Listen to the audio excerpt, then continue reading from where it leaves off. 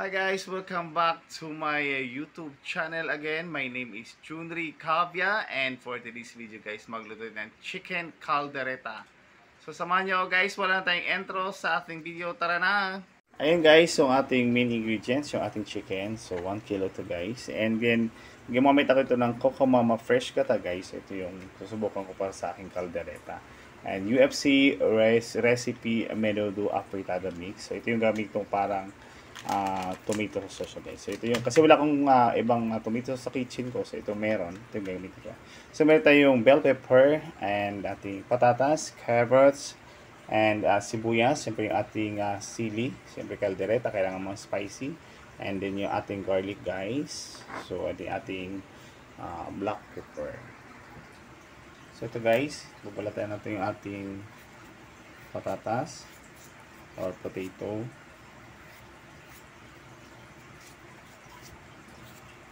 Sobrang mahal ang patatas ngayon guys sa Pinas. Magkano to? 37 isang peraso guys.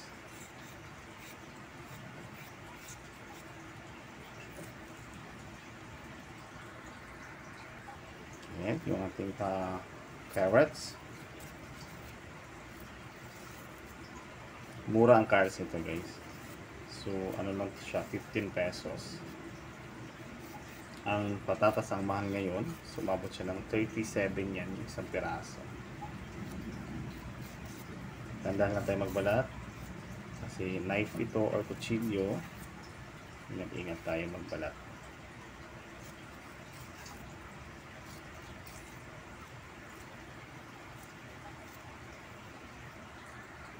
Ito, slice na natin yung ating guys.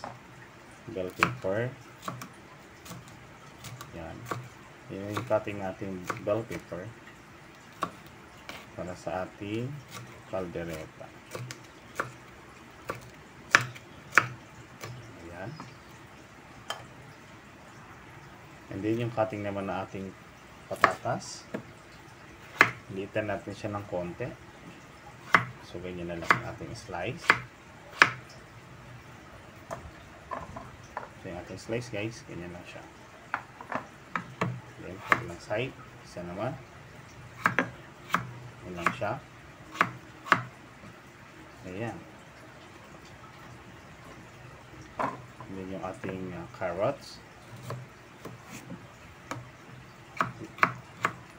Nasa inyo guys kung anong klaseng cut. Like yung carrots and patatas. Sa ako ganito na siya. Yan lang siya.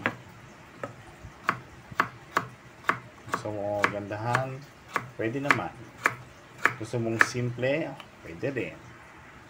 And then, yung sibuyas naman natin. So, syempre, ang sibuyas, kailangan maliliit ang slice. Yan.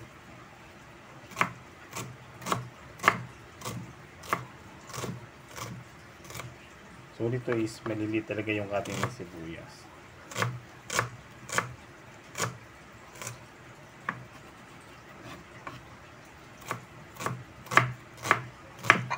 And then, maglalagay ako ng tomato na fresh, guys.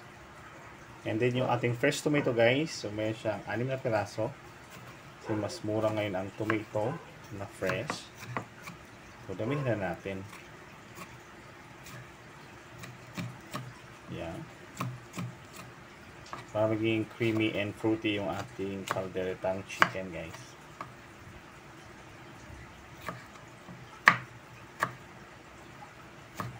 Dudurugin din ito sa gisa. So okay na yung ganyan siya. Medyo malalaki kasi gigisa pa natin to.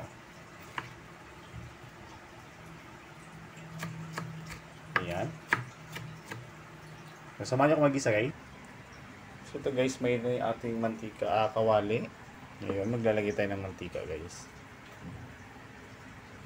Ayan. Pangisa tayo. Check natin, mainit na siya. Hindi yung ating sibuyas guys.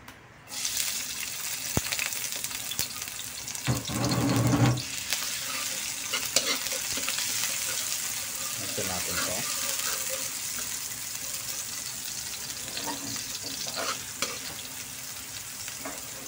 And then,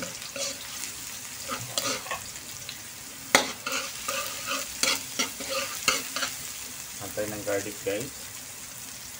Yung garlic natin na ano na, na blender na.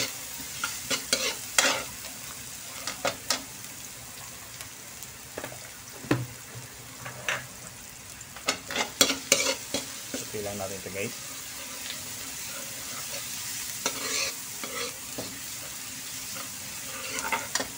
And then, check natin sulat natin fresh tomato.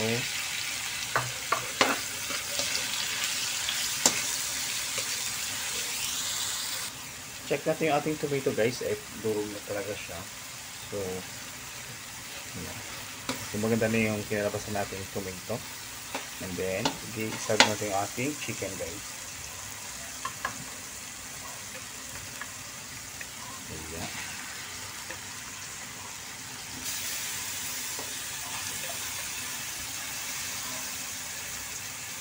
Isang kotsay na yung ating chicken.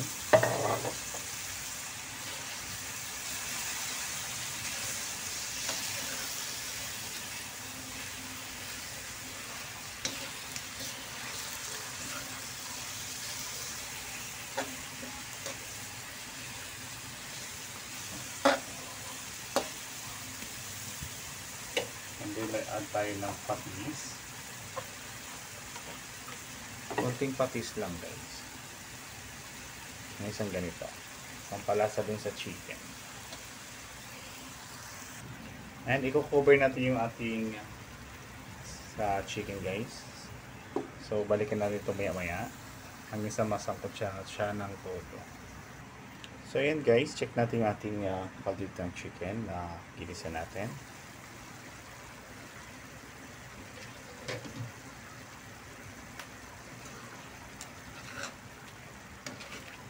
So, ito guys, pwede na ito i-add natin ating patatas and carrots. Para sabay silang maluto guys.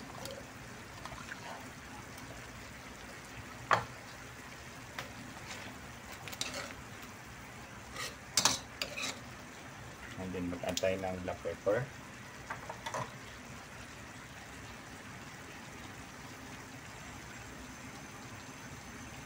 Yan.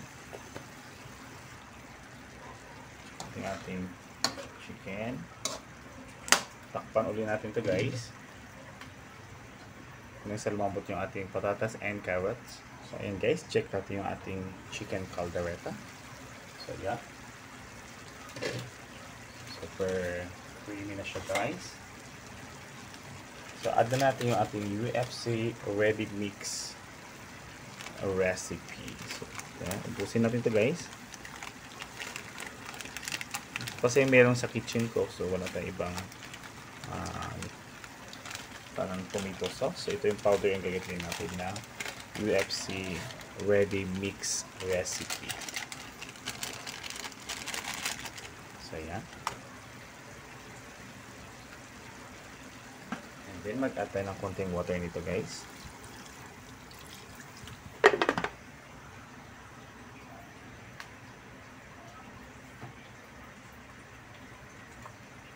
Cover natin ulit. And hintayin natin kumulo to guys.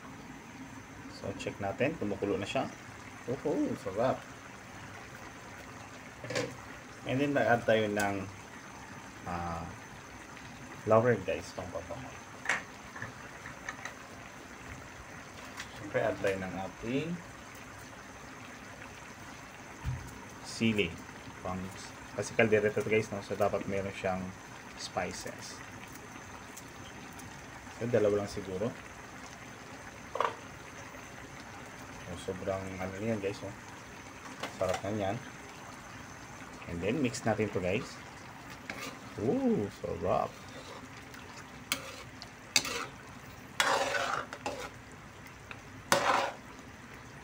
Nasa inyo guys kung anong klaseng version ng caldereta. So, ito, simplihan lang natin. Hindi ko to binonggang caldereta, no? So, may iba kasing version ng caldereta dyan na sobrang kompleto yung ingredient. So ito lang yung meron tayo sa kusina. So ito yung gagawin natin. Parang simple lang pero masarap. And then lalagyan natin ating bell pepper, guys. Kapag nilagyan natin yung bell pepper, add na natin yung ating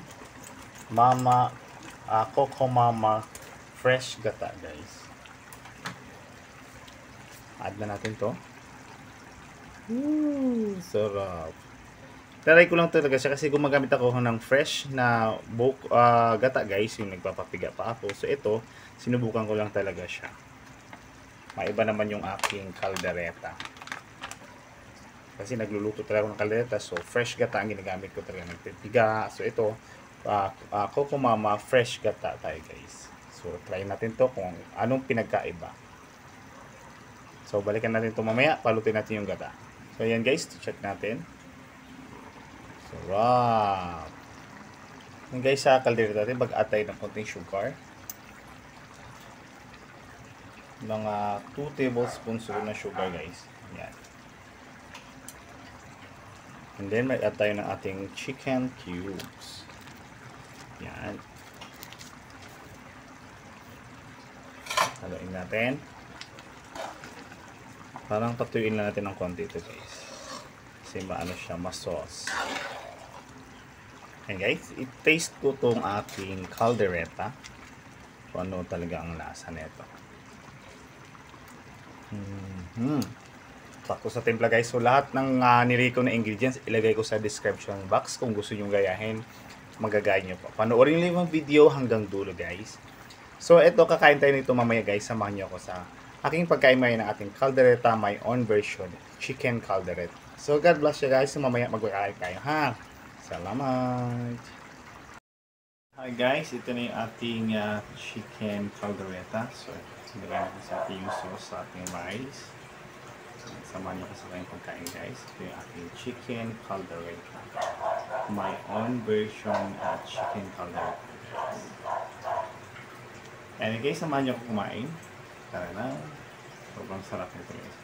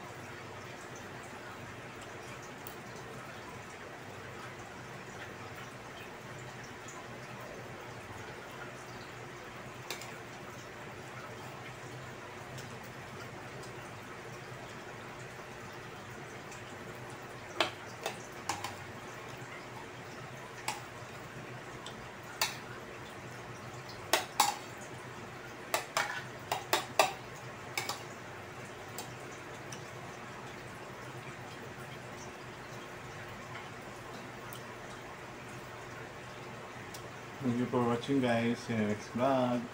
And pang-comment na po sa videos na ito kung hanggang saan naabot, guys. Salamat. Don't forget to like and subscribe and share. God bless you, everyone. See you in the next video, guys.